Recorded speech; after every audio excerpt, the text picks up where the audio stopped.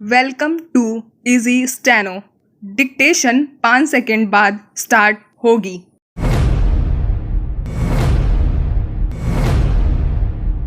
शराब बिक्री को लेकर एक बार फिर दिल्ली सरकार और उपराज्यपाल के बीच तनातनी बढ़ गई है।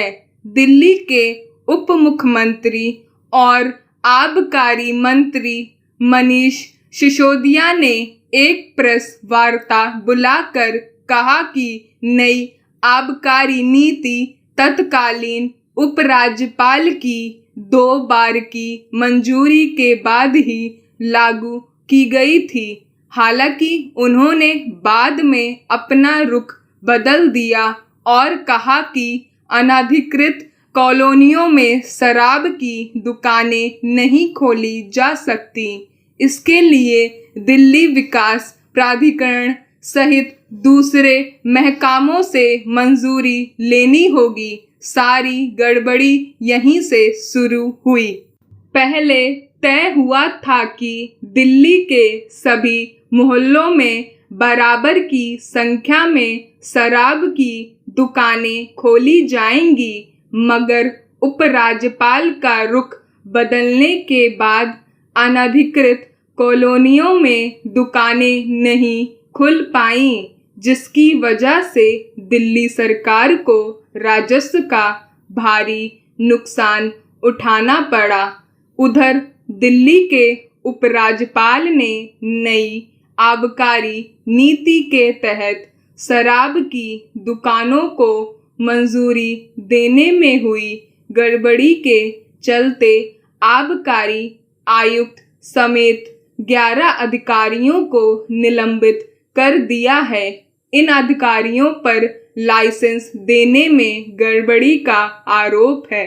इस तरह दिल्ली सरकार, उपराज्यपाल और भाजपा एक बार फिर एक दूसरे पर आरोप प्रत्यारोप लगाने में जुट गए हैं। शराब की बिक्री से सरकारों को राजस्व की भारी कमाई होती है, इसलिए इसमें दुकानों को मंजूरी देने आदि में गड़बड़ी की शिकायतें आम हैं। मगर किसी राज्य सरकार और राज्यपाल या उपराज्यपाल के बीच लाइसेंस बांटने को लेकर शायद ही ऐसे तल्ख संबंध कभी बने हो। हालांकि दिल्ली सरकार शुरू से कह रही है कि नई आबकारी नीति के तहत दुकानों के आवंटन में ऐसे लोगों को निकाल बाहर किया गया जो गलत तरीके से घुस आए थे।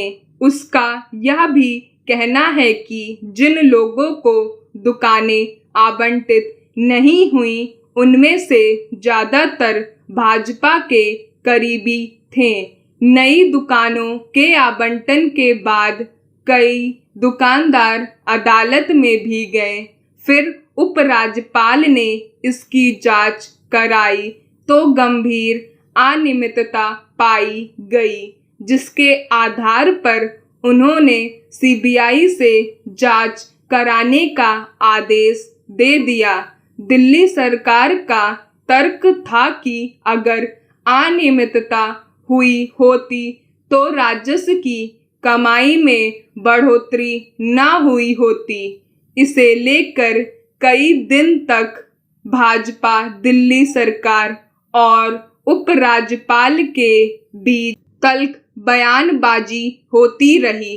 अब तो दिल्ली के उप मुख्यमंत्री और आबकारी मंत्री ने खुद इस मामले की सीबीआई से जांच कराने की मांग कर दी है। तरह यह मामला खासा राजनीतिक रंग ले चुका है। दिल्ली सरकार और उपराज्यपाल के बीच ऐसे तल्ख संबंधों की वजह से आखिरकार परेशानी आम लोगों को उठानी पड़ती है। उपराज्यपाल के सीबीआई जांच के आदेश के बाद दिल्ली सरकार ने पुरानी आबकारी नीति को ही लागू करने का फैसला किया तो लगा कि अब तकरार समाप्त हो गई है।